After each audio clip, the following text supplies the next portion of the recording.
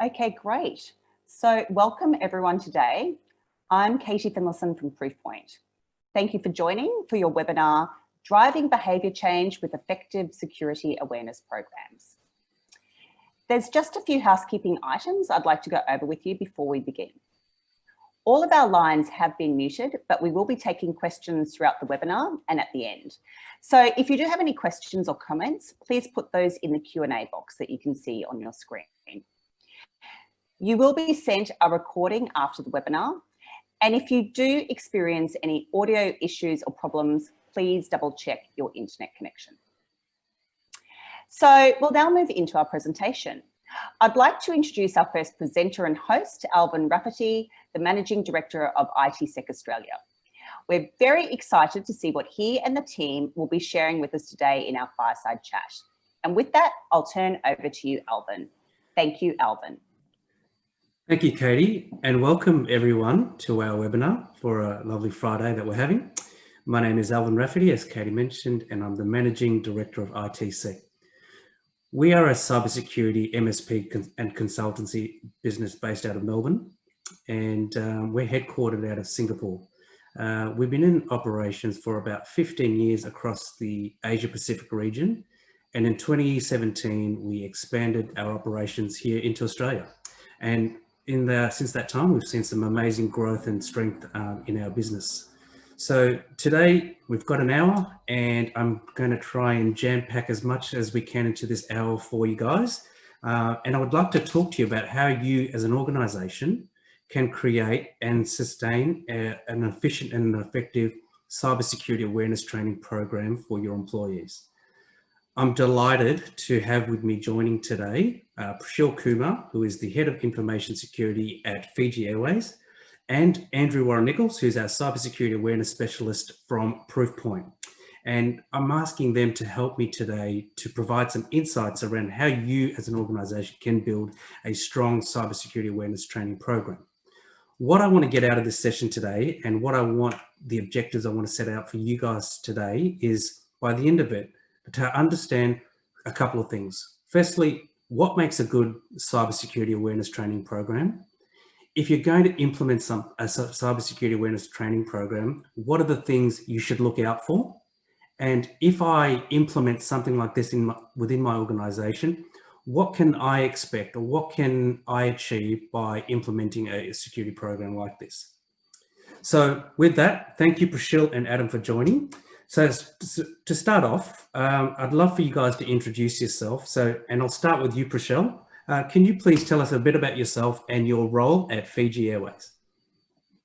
Thanks, Alvin. First of all, it's my pleasure to be part of the webinar today, man. I'm a little under weather, so please don't mind me sneezing and coughing in between. My role at Fiji Airways, I'm Head of IT Operations, Infrastructure and Information Security at Fiji Airways, which is the national airline for Fiji. The airline has got a global presence around multiple destinations, and we've got branch and offices all around, to name a few: AU, NZ, US, and parts of Asia. My role is a combination of a CISO and a CTO, sort of, where I'm responsible for leading multiple functions for Fiji Airways IT. In having said that, it's about supporting the business with IT operations and managing multiple data centers across Fiji. I also oversee our enterprise network and capacity manage IT infrastructure into business strategy. In addition to that, I am also in charge of a very fascinating but equally challenging division, information security. Thanks, Alvin. Fantastic, thank you. And Andrew, could you please introduce yourself? Yes, thank you, Alvin. Again, echoing Prashil, very pleased to be here and looking to share some insights. So my background before getting into IT security was around training and learning and development. So the interesting thing for me in coming to cyber is changing behavior and the tools that are available to really make people aware and change people's behaviors and habits is the thing that kind of really drew me into cybersecurity. So I look after the APJ region here at Proofpoint, and my sole focus is the security and training awareness, and spend my time talking to people about their issues and how we can best help people to guard against attacks and make people safe and reduce some risk. That's all. Excellent. Thanks for that, Andrew. So before we get started into our questions, I would like to launch a poll and just get an understanding of what's out there on our call today. So Katie, can you please launch the poll for us? Thanks, Alvin. So everyone, you should see on your screen a poll, and the question is, are you currently using a web-based security awareness training program? So please check yes or no. You can only choose one answer, so choose the answer that is right for you, and we'll launch the results. Hopefully it's not too hard. Sorry, Alvin, I didn't put a I don't know option there, so I think everyone's got to choose one or the other. I like a yes. No, I like a yes, no. Perfect. Nice and easy. Okay, good. Okay, cool. So everyone, we're about to close the poll very shortly. So if you haven't voted, now's your chance. Get in fast. Okay, Alvin, I will end the poll and launch the results.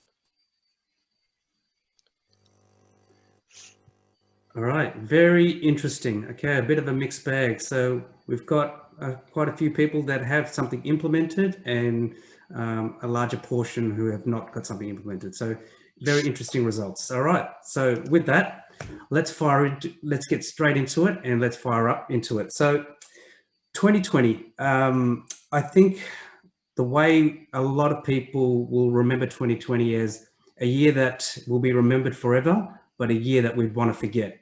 And for a lot of us, if you ask us about 2020, a lot of us, the common response would be, let's put a big red cross next to it, scratch a line through it, and let's move on to 2021. 2020 saw a year of a lot of changes to us, to our organizations. It changed, and a lot of new different experiences as well. It changed the way we lived our lifestyle. It changed the way we worked. For a lot of us, it changed the way we parented, if you had to homeschool. And with that came a lot of new changes to the threat landscape as well, and a lot of new COVID-related laws, and the way attackers now found a new vantage point and a new platform to come in and breach our networks. One of the biggest organizations, or sorry, one of the biggest industries to take the biggest hit was the airline industry. So with that, Prashil, I'd love to direct the first question to you. There has been a massive change to the airline industry in particular. What are you seeing from a threat landscape perspective currently at the moment? Wow, Alvin. 2020 for the aviation industry has been a real challenge, man. With all the borders closed and commercial travel to a halt, business operations has been really suffering. Nonetheless, there's no reason for any organization to drop their guards, especially if you meet certain international regulatory compliance. Like for us, it's IATA, it's GDPR, etc. So from a threat perspective, if I look at my internal metrics, then definitely the volume of activity has increased. The attack vectors seem to be more focused on exploiting human behaviors through social engineering. But meanwhile, just DDoS and web app attacks are equally frequent. I was just looking at some reports from the Pacific, and I was trying to just look what's happening in the neighboring, especially in the countries where we operate. And NZ published a very interesting report where they're saying 42% increase for the first half of the year in cyber threats when compared to the same period in 2019. Now, 42% is a huge number. And not very surprising at all, the top two categories are phishing and scams. So personally, I've noticed that attacks are getting more sophisticated as well. It used to be just another email coming from an unknown source and a dodgy attachment, which are very easily identified. And attackers are now getting sophisticated. So they are now targeting our trusted third parties, organizations that we do business on a day-to-day basis. As a matter of fact, they use credential harvesting techniques to get individual mailbox access. And from then on, they would actually open up certain communication, previous communications, and start circulating that back inside organizations. So my question today, and one of my concerns is, if threats are actually on a 42% rise in 2020 so far, then we really need to be asking ourselves, what is our response to the rising threat? Are we looking at our strategy to safeguard the data? Do we have a plan to educate people? And we've got this in a structured manner, Alvin? Fantastic. Great answer. Thank you for that, Prashil. So I might be jumping ahead, but I want to get straight into the hard-hitting question. What would your ideal state for a strong security awareness training program look like? Ideal state, first of all, everyone in the organization should recognize data protection and security as their own responsibility. I think there's a very big misconception about this. Every employee understands that protecting both tangible and intangible assets of the organization as part of their duties. And really, cybersecurity is not something that the IT or IT security is accountable or responsible for. So, and I can think of security policies as a very good means to implement. So security policies and acceptable use policy, whatever IT policies that an organization has to be really well defined, well understood by the people. The do's and don'ts that the policy is defining should be well communicated across. And the policy should be well enforced as well. It shouldn't be just a piece of paper circulating around the organization just to tick the compliance box sort of approach. I'm also looking at security incidents being reported, and people actually know how to identify security incidents. So your organization and the people in your organization are trained. And so, once you get reports from your end users, it's a very good input to your IRP as well, if you are developing or in a part of a IRP sort of approach practice. And finally, and senior management and leadership team, as I believe, they should be able to recognize cyber risk and provide their support in driving mitigation efforts. Without executive and top level support, it's very difficult to drive a culture change. So these are some of the key points that I think should be driving a change. Great, thanks. Great insights there, Prashil. Thank you. Andrew, what are you seeing with some of your customers at the moment? I think the 2020, I'm feeling like you. I'd like to put a big cross through this, and I think we're picking that up from a lot of customers and prospects that we're speaking to. And if I could just echo some of the things that Prashil just said. There's a lot of things that we're seeing. There was, an unprecedented amount of phishing attacks based with COVID, coronavirus style themes that we saw propagating from the beginning of the year onwards, and we're still seeing some of that now with the follow-ups as we're kind of all recovering from those states. But what it didn't actually change it changed the messaging, but didn't really change the landscape. So once we got used to the extra volume and the change in the law, which became all of a sudden corona themes, it's either the threat or someone in your building's been diagnosed, or here's the cure, or here's some money to help you recover, or here's the stimulus package. So the themes of those laws have changed, but the actual delivery method is still the same. And so it's really about trying to trick people across email.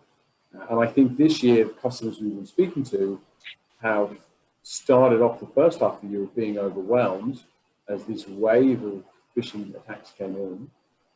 Users then having to work from home and having different challenges, and then things kind of becoming working from home as a norm and how we actually deal with that.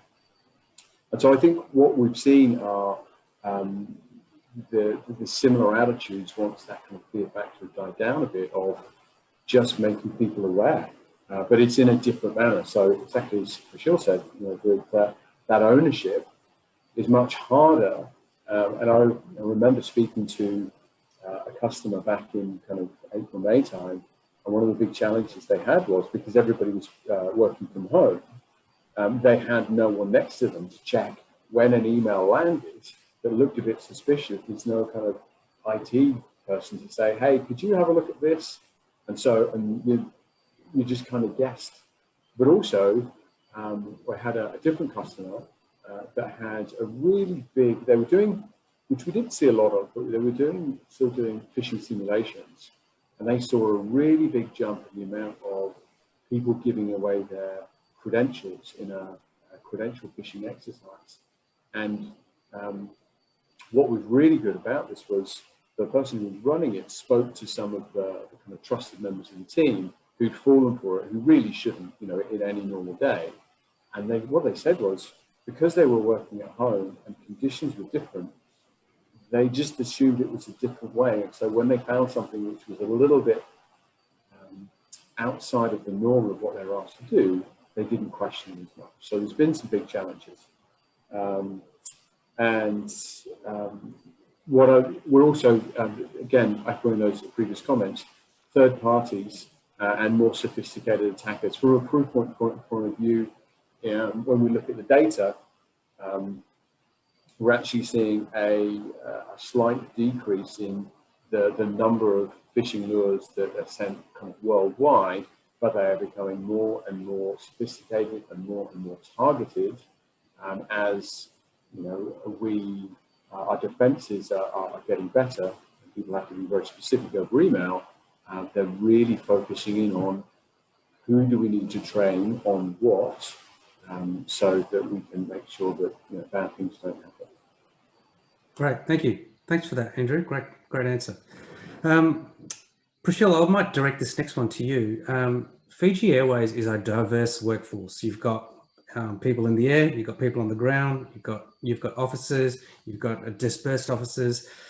What are some of the challenges that you face with having such a diverse workforce around the education of security and cybersecurity and security awareness training with your staff? Two was Alvin, very tricky, man. So we are still building the training program requirements, whilst also utilizing resources that's available. So intranet, email broadcasts, you know, at times my team would do one-to-one engagements. We try and utilize all the free sources that's available. So notice board contents and video learnings, etc. While they are better and structured means that we are also evaluating, and that's why we're talking to Proofpoint on that. So as I believe, it's also quite important to assess this cyber threats and align the training program that actually so-and-so contents on my training program. But if it doesn't actually fix the root problem, then I'm not hitting the nail right in any way. So the other very important thing to recognize is resources are finite. So time, money, labor, and no one's blessed with a huge security team and budget in today's world anyway. But what I try and do is I work my way by analyzing the threats, you know, trying to ask the president to support these goals. So on top of it, you know, another challenge, which is when you run a global organization, is from a security standpoint, particularly in geographical locations, you need to have insights into specific threats that are unique to certain locations. So just trying to think of an example, Andrew mentioned about phishing earlier this year. At one point of time this year, there were a lot of COVID-19 related phishing and scams for Australians. So just having that visibility into your threats, and then while you're also mitigating your vulnerabilities is, you know, I believe one of a very good approach. Great, thanks, Prashil. I've got a question here, and I'll kick off the first answer. And the question is, what do organizations need to think about when planning a security awareness training program? So I'd like to start answering this question. As a cybersecurity MSP, we've got a diverse range of customers across different verticals, and we've rolled out the security awareness training program for quite a few customers. So we've seen it in action, we've seen it in play. So what I recommend or what I advise customers to think about when considering a security awareness training platform is two main things.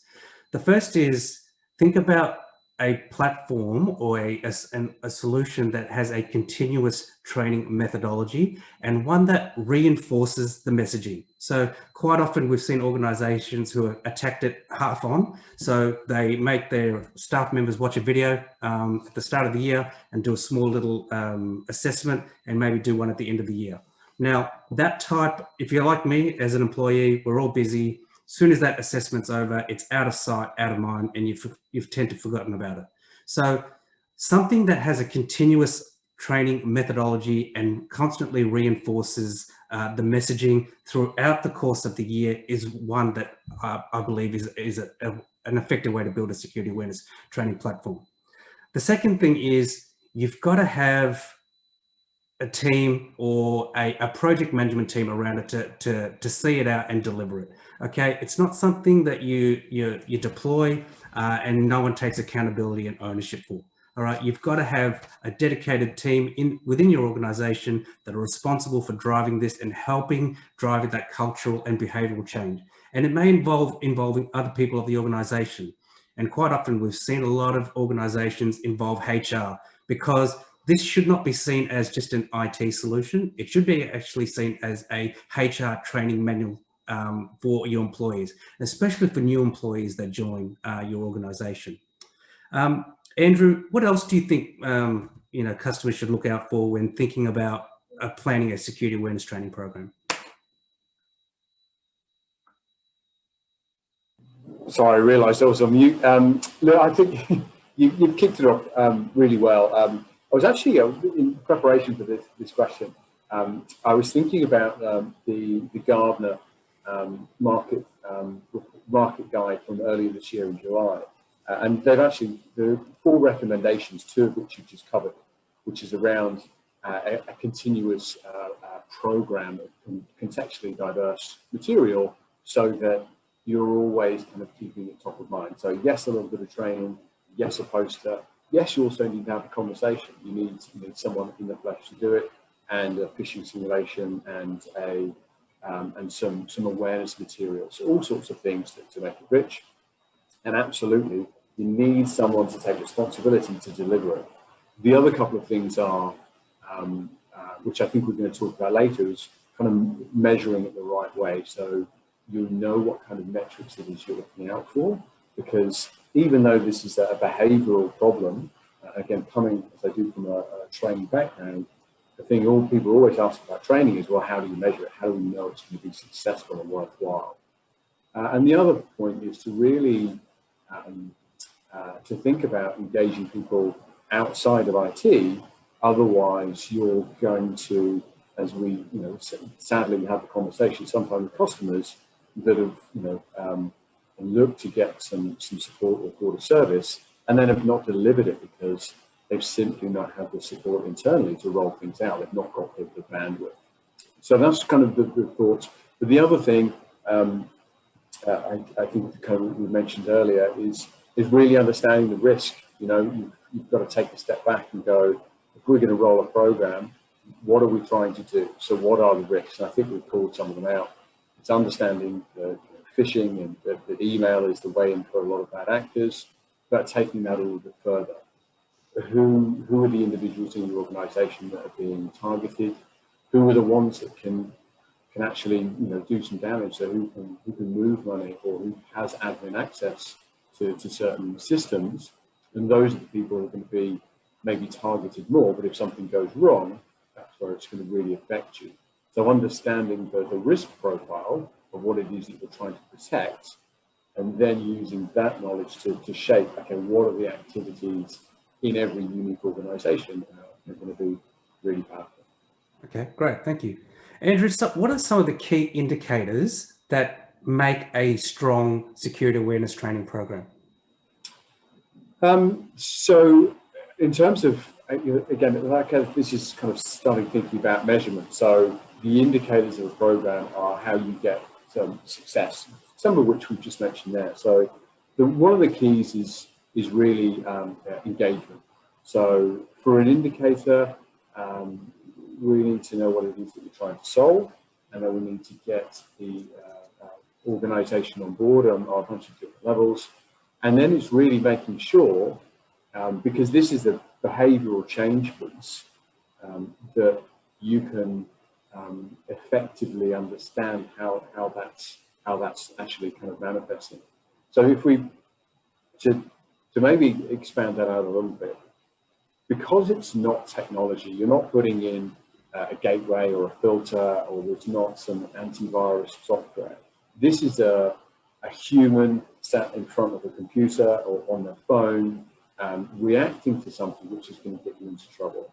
And so it really is a case of how, in the indicators, and you're looking at your workforce. In Prashil's case, you've got a very diverse workforce. How do you get the message across to everybody in the right kind of way? So whether they are in payroll, or whether they're in marketing or sales, or whether they are in ground crew or working with logistics, that you could really understand, okay, well, what is the workforce faced with? How do they actually access email in most cases? And how are we going to influence them by, again, understanding the risk, presenting the right kind of information, through training and awareness, and then also, importantly, how do you test them? How do you understand that those learnings have got across, and keep that testing up so you can further understand where the gaps are, which brings you down to the beginning again of actually addressing that risk. And so it's a really interesting job that we have, but it's really hard because, you know, we are in the main speaking with people who are IT professionals, so IT first, kind of people second, but then you're getting into the realms of learning and development and HR and changing, you know, winning hearts and minds and changing behaviour, which isn't what IT professionals have typically got into the industry for. So it's a tricky one. Great, thanks, Andrew. Prashil, this next one's for you, and I think a lot of people that are joining our call may be keen for your answer. Executive buy-in can be tricky, to say the least. So how can we better engage senior management and the executive team to jump on board to drive this investment in this technology? Wow, Alvin, the webinar would be incomplete without this question. It's a very common question, and I've been asked this before. Well, first of all, I think investments need to be aligned with business objectives. The biggest problem we have is when investments and any form of initiatives are trailing away from business strategy, and that's where getting senior management to realize the value that your investment will be adding into the business is going to be tough. So chances of getting approvals are going to be tight. Then I believe business case in my scope and in my experience, business case is your best friend.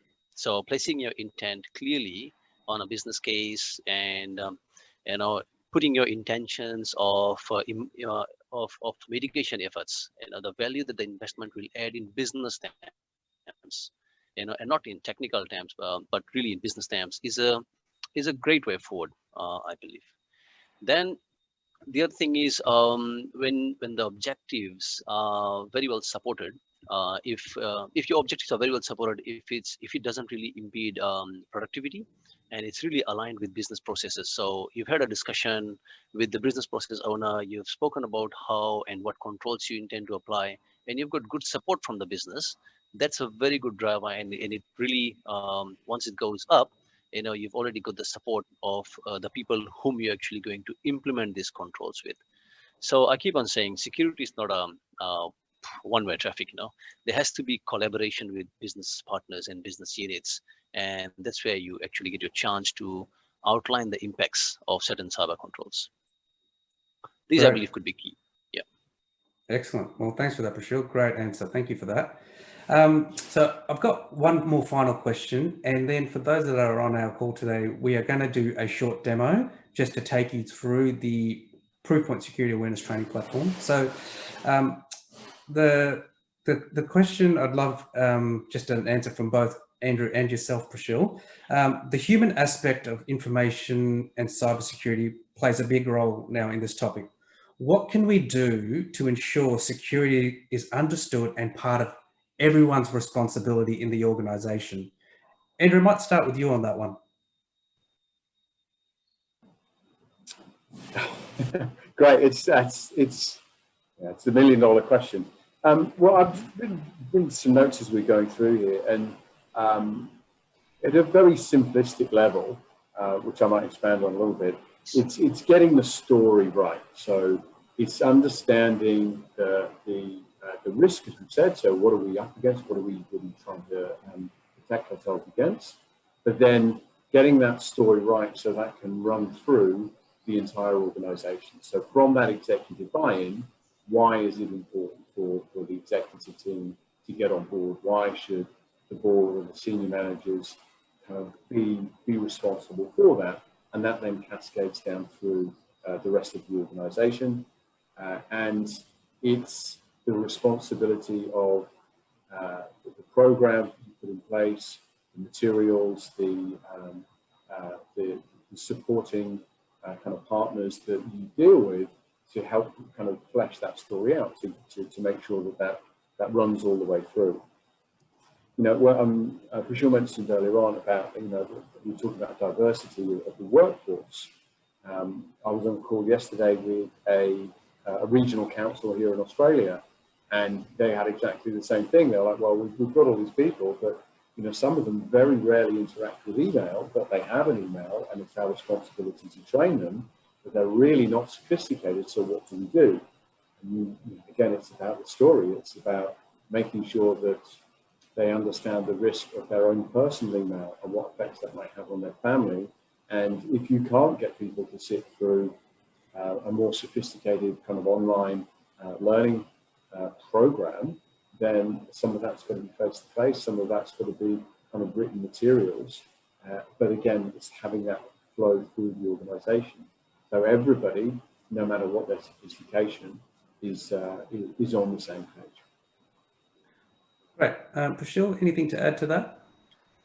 Yeah, what I believe works, and which is what I previously said, is just integrating the awareness into business processes.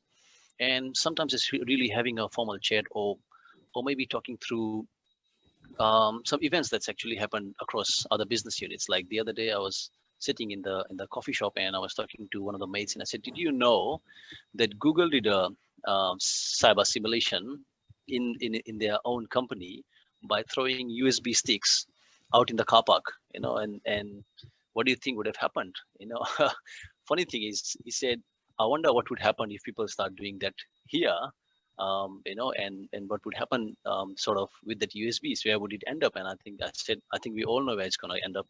And so just integrating cyber awareness inside business processes within the line unit is a very great way. It actually really works well for me.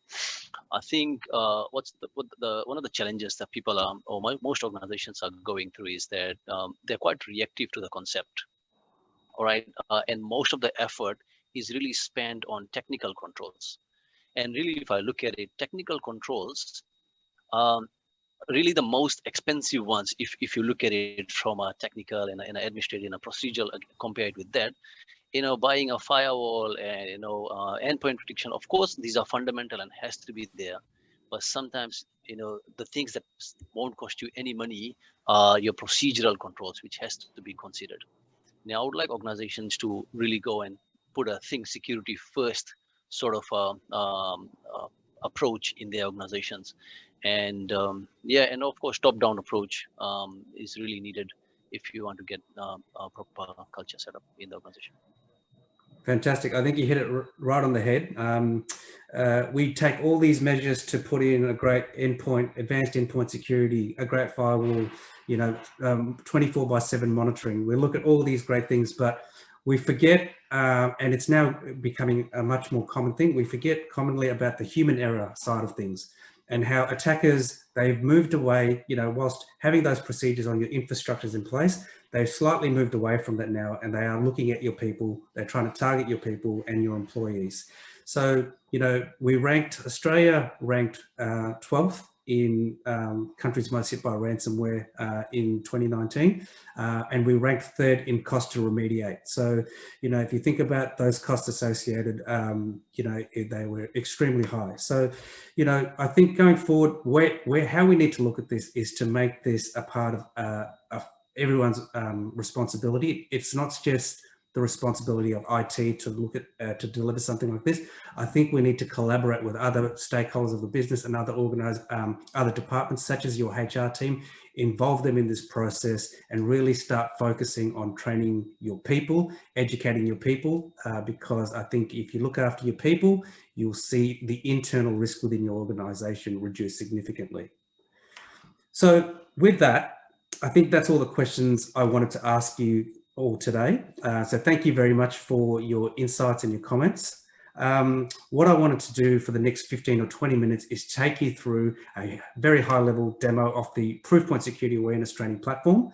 And this is a very quick high level due to the nature of time. So what you see today, if you want to learn some more or dive down into a deeper discussion, by all means, we're more than happy to do that. But today we're just going to take you across a very high level platform and some of the key features of this Proofpoint Security Awareness Training Platform. So Andrew, with that, over to you. Great, thank you very much. Go.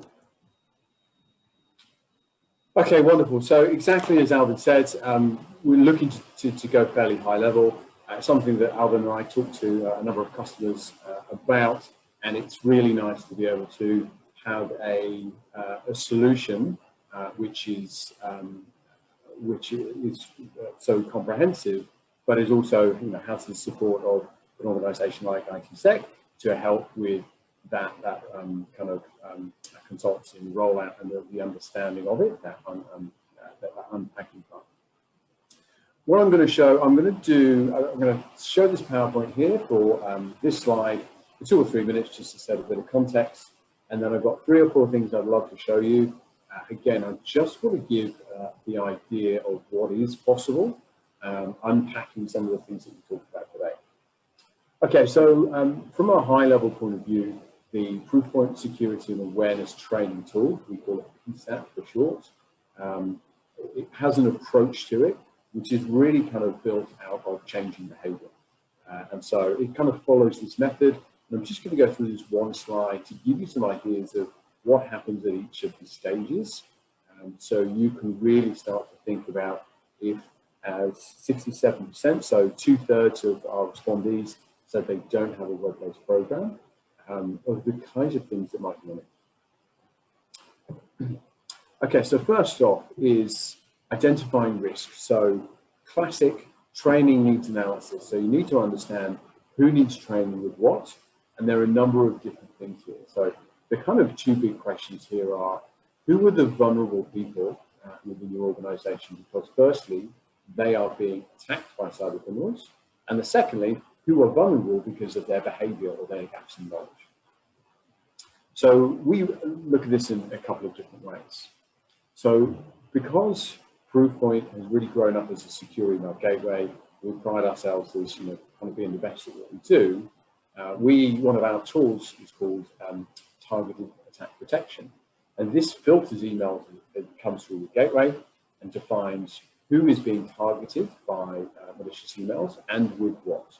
And what you do is you get a ranking, which we call our very attacked people, so you can see who is being targeted by those bad actors, and therefore who we need to keep safe. It's not their fault that they're being targeted, but they are. Even if you don't have that, I'm sure you understand, you know, who you want to keep safe and who receives more than other people. But this gives us a very granular view, which leads straight into the training. Now, in the security awareness tool itself, we have a number of different options. So the cyber strength knowledge assessment is a questionnaire to ask people questions on a broader sense of risk. Yes, it might be around phishing, but it also might be about physical security, or passwords, or personally identifiable information, to help understand what your users know, and therefore a guide that helps you do your risk analysis of what they don't know, and therefore where your training should be, where your risk is.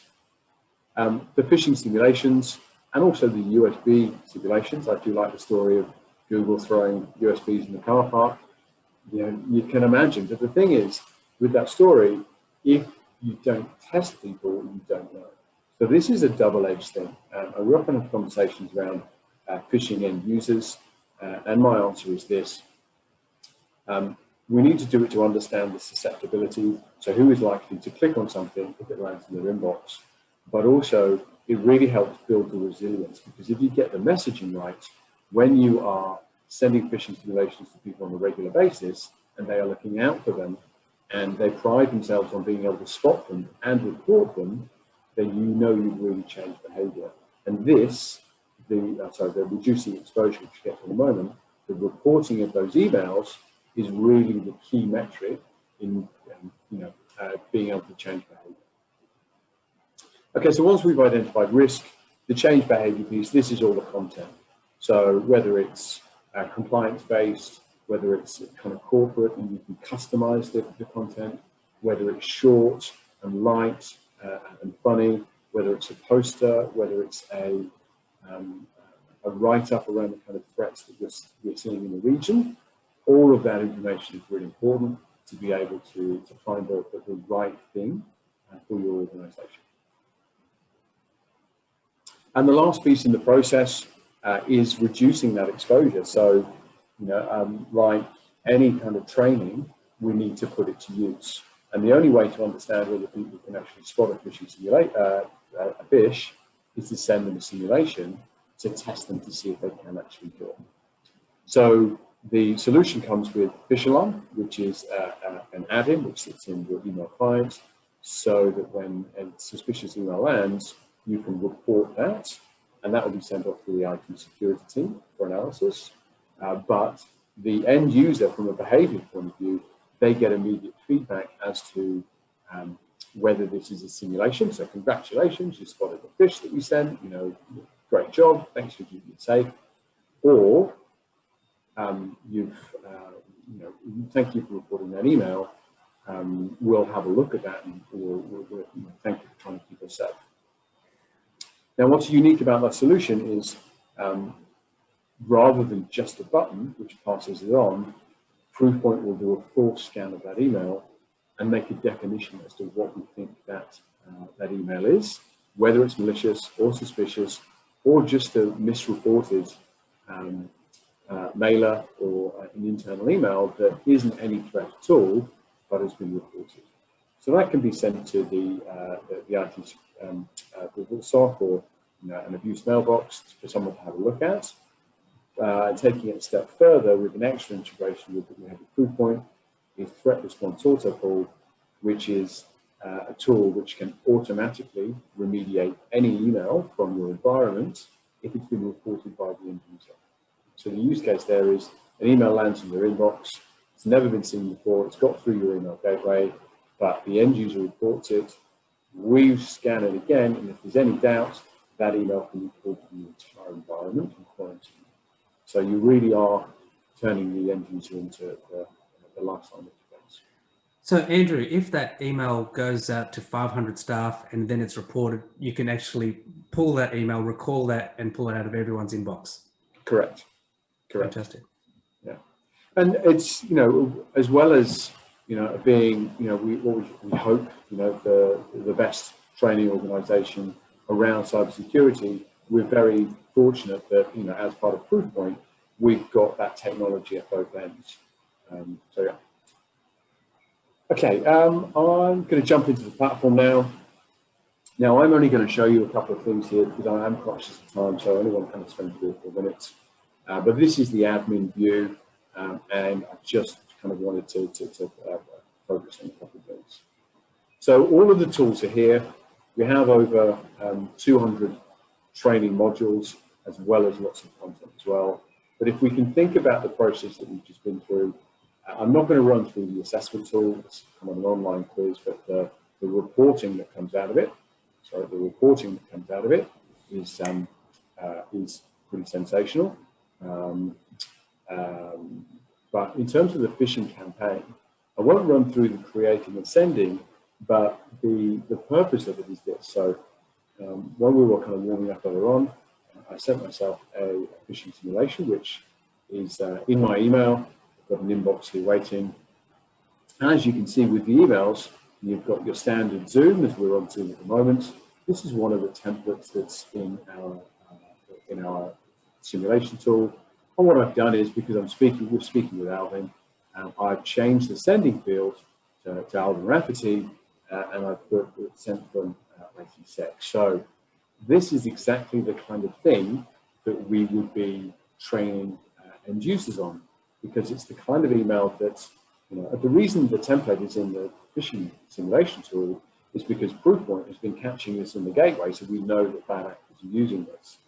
So this is exactly what we'd be expecting end users to be sent.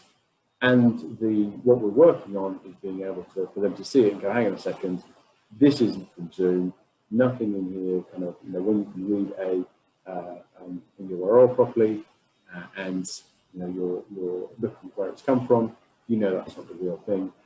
So you can use the fish alarm button to report that with all of those emails into a full scan. But the important thing from the end user is when they report that email, rather than that email just disappearing, you actually get some feedback. And this is the change behavior piece to say, you knew there was a phishing simulation coming, you've spotted it, congratulations. And that's what we need. Now you can do leaderboards, you can do reward programs, you can just give people a pat on the back or a good communication email out, but that's the kind of feedback which really starts to change behavior. In terms of the training, I'm not going to go into too much, but I will show you one thing. We've got over 200 modules, and there are a range of short email awareness, short video awareness style content, but we also have a big selection of fully customizable content. So you'll see we've got one here around business email compromise, similar to what you've seen. And we've got an interactive version, we've got a video-based version, and we've also, I've done some editing. So within the tool, there's an editing tool for over 50 of our modules. You can customize either partially or fully.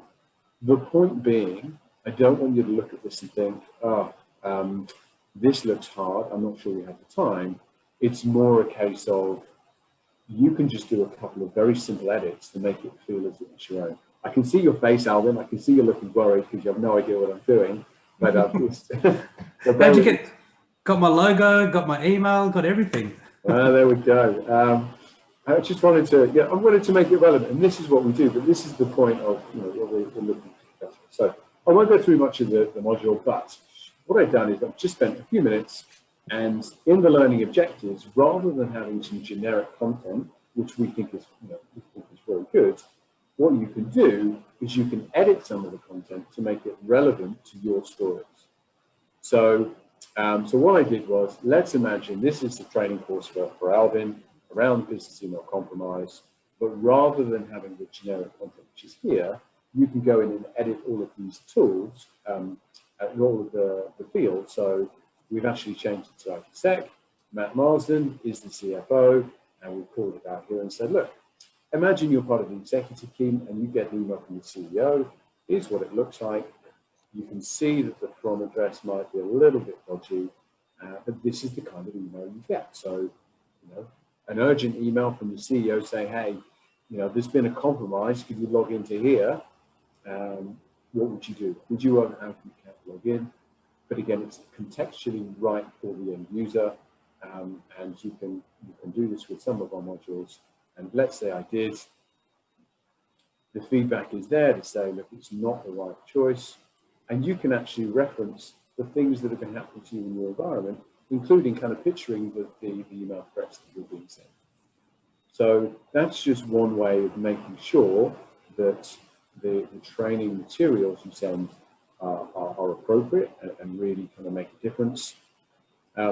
With our security awareness materials as well, we've got a whole portal full, and I won't take you through it, but posters, threat alerts, which are write-ups about the threats that you see, articles and newsletters, again, for the less sophisticated users, having something which is a printout that says, this is what phishing is. This is why someone is trying to break into your account. This is why somebody wants your credentials, as well as lots of other supporting materials. And the last thing, we talked a lot about measurement, about how to define it. So just understanding, what's happening with the simulations you're sending, who is more susceptible than others, who's doing the training, where are the gaps in your knowledge, being able to track this, and then to use this information to further train your organization is really important. So look, in summary, I'm going to stop there, because I can talk all day about this, but there are lots of tools, but it really goes back to what is the risk, so identifying the risk, what are you trying to protect against, and then having some help, whether it's internally, whether it's with conversations with IT professionals like Alvin, who really know what they're talking about, to say, well, this is the kind of program of all of the tools that we have available here, which is going to best. So I am going to stop there, otherwise I will just keep talking. But hopefully that gives you a bit of an idea. Great, thank you for that, Andrew. And that I know that short demo that you did has only really just scratched the surface of its full capability. So if our viewers are on there today, and there were some things in there that really piqued your interest, and you're keen to learn some more, by all means, we'd love to chat to you further about it. I promise you that it's not as daunting as you think, and where you might feel that you need additional help and resources, well, we are ITSEC, or a MSP provider of Proofpoint. So we've got a team that are on standby to help educate you and guide you through it. We're also an international organization, and I know that there are some viewers that have joined here from outside of Australia. So if you have joined from outside of Australia and you have seen something that you're interested in, by all means, please reach out to me, as we do service Australia, Asia Pacific, and the Pacific Islands. So with that, I think that concludes the demonstration, and I'm going to throw it back to you, Katie, to see if anyone on our call today has any questions regarding our webinar today. Thanks, Alvin. A great demonstration, Andrew and Fireside Chat team. Very, very interesting. So a few questions have come through throughout the presentation. And just for everyone else, a reminder to put any questions or comments in the Q&A box that you can see at the bottom of your screen. So everyone, the first question is, what are your thoughts on advanced persistent threats, especially now in times of COVID uncertainty? Might be a question for you, Andrew, Alvin, or anyone. Let me kick that one off. So advanced persistent threats. So if we're thinking about nation state or nation sponsored attackers, so to keep it within a training and awareness, it is obviously an interesting topic of conversation. Earlier this year in Australia, Scott Morrison came out and talked about the kind of threats that certain organisations are under.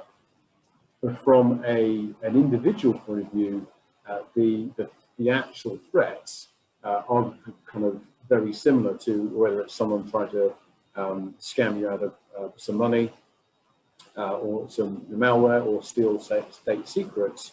A lot of the mechanisms are the same. In fact, I remember Scott Morrison in his kind of language was talking about people receiving emails and opening attachments that they shouldn't have done for bad things to start happening. So without getting into the politics of it, it's important that we understand the threat vector, which is most often across email, and it's people being vigilant of someone is out to get them, and you're never going to know who it is. But when an email lands, or your phone rings, or something suspicious lands in your messaging service, what contextually, why is that there? What is it looking for? What is it asking you to do?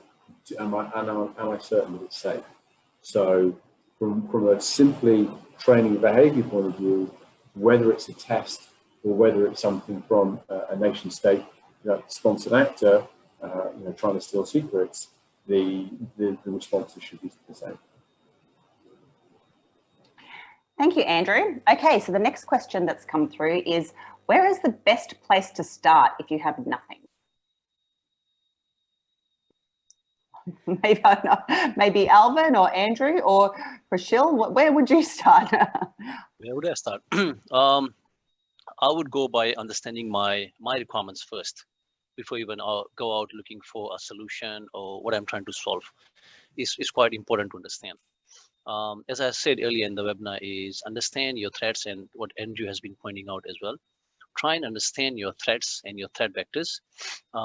From a security awareness perspective, if you have your webs identified, then you clearly know what type of threats are being targeted against these webs. So yeah, I think the best start is let's go and look at what your threats are, what your requirements are, what are you trying to solve, the problem that you're trying to solve here, and then go into and reach out to good people like ITSEC and of course any other providers that you are comfortable with, and discuss your requirements. Yeah, great answer. And as a baseline, if you're asking where's a good place to start from a cybersecurity perspective, then I think just your initial gap analysis and a risk assessment is a great place to start. And then